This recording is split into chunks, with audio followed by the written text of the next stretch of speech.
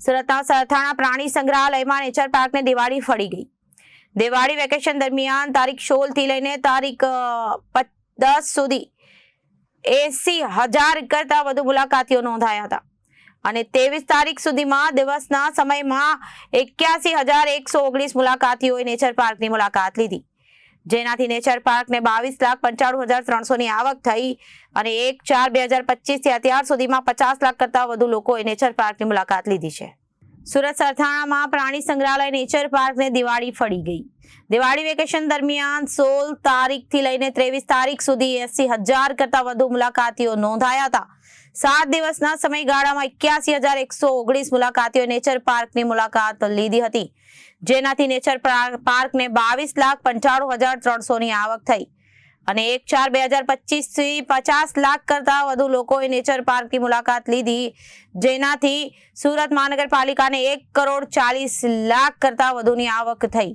ભીડને પહોંચી વળવા માટે 4 ટિકિટ બારી શરૂ કરી ટોટલ 8 ટિકિટ બારી શરૂ કરાઈ હતી અને સુરત શહેર સહિત સુરતની આસપાસના ગામો અને જિલ્લાઓના લોકોએ પ્રાણી સંગ્રહાલયની મુલાકાત લીધી હતી।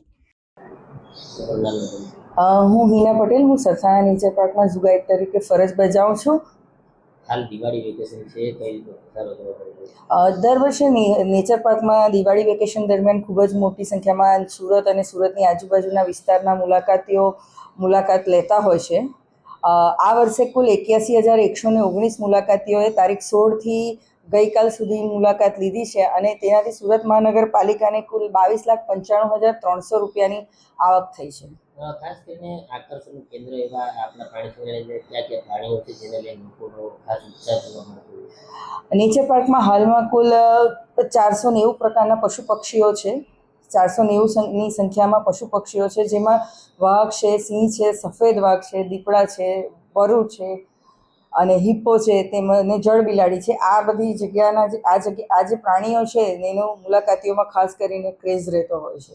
મુલાકાતીઓને આ ઘસારને પહોંચી વળવા માટે કઈ રીતની વ્યવસ્થા? મુલાકાતીઓમાં ધસારાને પહોંચી વળવા માટે તેમજ તેઓને કોઈ અગવડ ના પડે તે માટે આપણે વધારાના સ્ટાફની પણ નિમણૂક કરી છે અને આ ઉપરાંત કુલ 8 ટિકિટ બારી, જે રેગ્યુલરમાં 4 ટિકિટ બારી હોય તેની જગ્યાએ કુલ આ વર્ષે 8 ટિકિટ બારીઓનો ખોલવામાં આવે છે, જેથી મુલાકાતીઓને કોઈ અગવડ ન પડે અને તેઓ આરામથી ફરી શકે નેચર પાર્ક। ખાસ કરીને મુલાકાતીઓ આવતા હોય છે સુરત બહારથી લગભગ જે સુરતમાં રહેતા હોય એમના કોઈ ગેસ્ટ હોય બહારથી જે કોઈ આવ્યા હોય, આ ઉપરાંત ભરૂચ છે, વલસાડ છે, વાપી છે, નવસારી છે, બારડોલી છે, ઘણી જગ્યાઓથી આજુબાજુના વિસ્તારોમાંથી પ્રાણી સંગ્રહાલયમાં મુલાકાતીઓ આવતા હોય છે।